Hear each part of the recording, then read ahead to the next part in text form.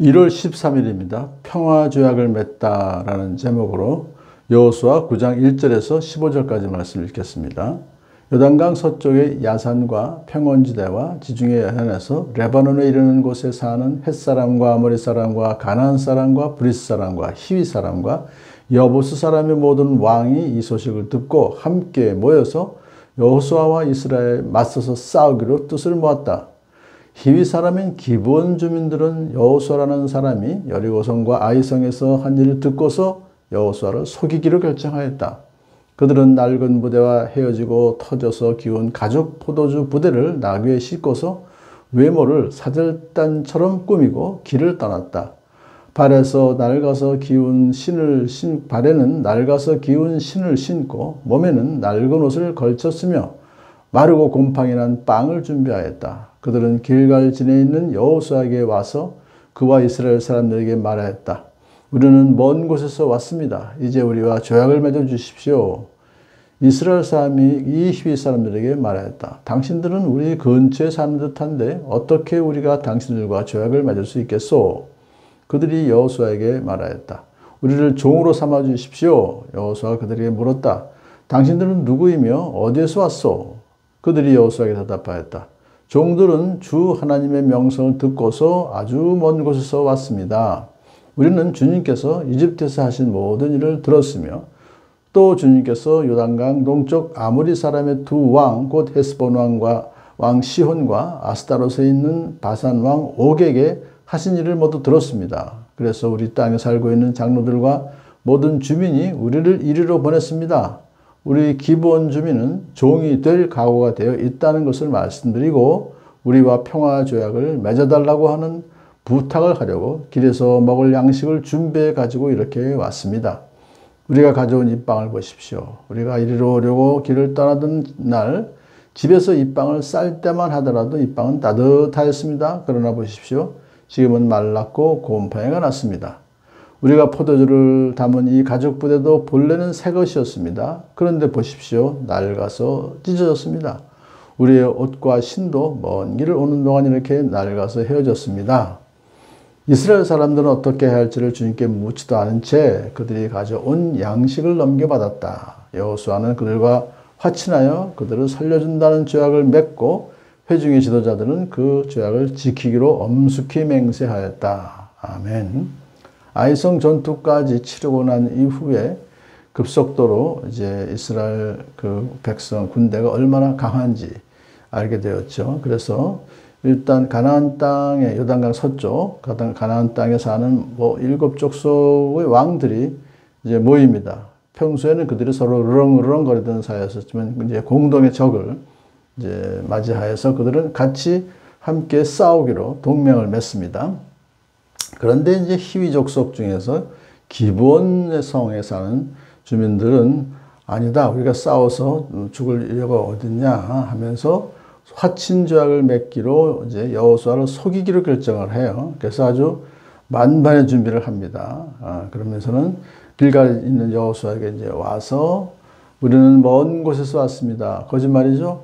사실 이 기브온은 예루살렘에서 10km 정도밖에 안 떨어지는 가까운 곳이에요. 중부지역, 이스라엘의 중부지역에 있는.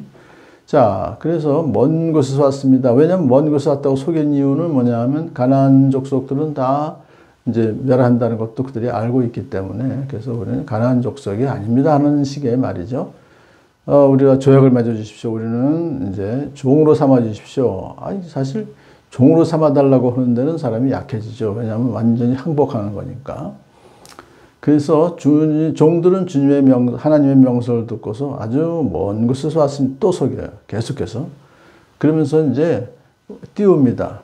여호수아와 이스라엘 백성들을 주님께서 이집트에서 하신 일 들었고 또 요단강 동쪽에 참 두 왕을 또 전멸한 것도 들었고 다 얼마나 참 강한 그런 주 하나님입니까? 하면서 그래서 우리 땅에 살고 있는 장로들은 우리를 항복하라고 평화조약을 맺어달라고 종이라도 좋으니까 그렇게 이제 길에서 먹을 양식을 준비해 가지고 왔는데 빵도 곰팡이가 났고 옷도 다 헤어지고 신도 다 헤어지고 뭐 포도주도 가죽 부대도 또 헤어지고 이거 보니까 사람이 눈으로 보면요 아유, 그들의 말이 진실처럼 이제 느껴지게 돼 있죠. 그러니까 눈으로 보는 것만 가지고 판단해 보니까 그들의 말이 맞다 이 말이에요. 그래가지고 이스라엘 사람들은 어떻게 해야 할지를 주님께 묻지도 않은 채, 그러니까 주님께 물어봤으면 답을 주셨을 텐데, 멀어 가까이 있는